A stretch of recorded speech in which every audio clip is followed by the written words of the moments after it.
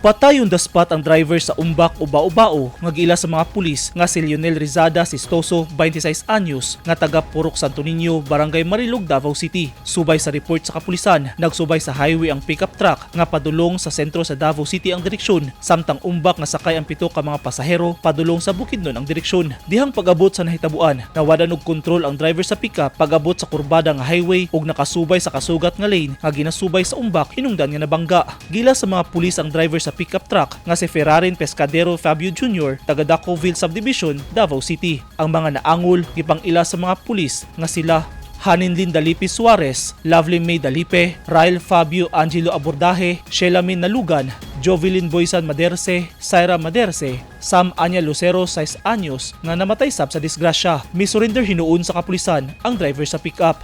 And ang driver karon sir na sa kustodiya sa Marilog Police Station and ga-prepare na sir na sa kaso nga i-file against sa iyaha for reckless imprudence resulting in multiple homicide and multiple physical injury sir. Padayon nga giobserbahan sa ospital ang kondisyon sa mga naangul. Kanunay ang pahimangno sa kapulisan sa mga driver nga mag-igmat sa pagmaneho aron makalikay sa posibleng mga disgrasya ug malikayan nga makaangin o ginabuhi sa uban.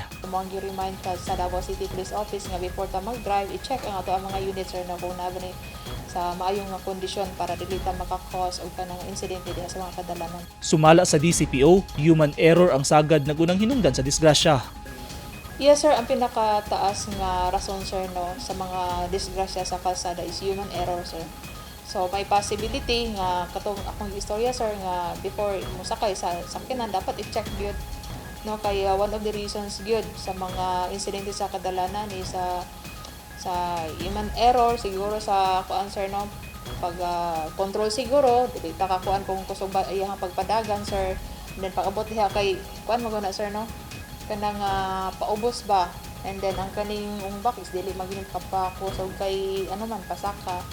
So ang ato lang gyud diha is inahinay lang gyud sa pagpadagan sir sa mga sakyanan and respeto nato ang balaod trapiko diri sa ato ang siyudad sa Davao kay para dili ingon ni sir nga sunod-sunod ang disgrasya diha sa mga kadalanan and nakabalo naman gyud ta nga ang kani area sa Marilog sir is daghan gyud og mga disgrasya gumikan sa kalsada sir no nga naay paliko-liko and then naay kanang paubos nga part diha sa Marilog. So careful lang gyud ta once nga naa ta moagi sa Marilog area sir kay sa mga record nato ubay-ubay gyud ang disgrasya diha sa Marilog area sir.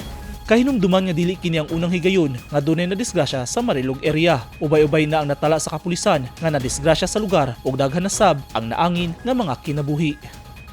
Eugene Hinutan, Newsline Philippines. Stay safe.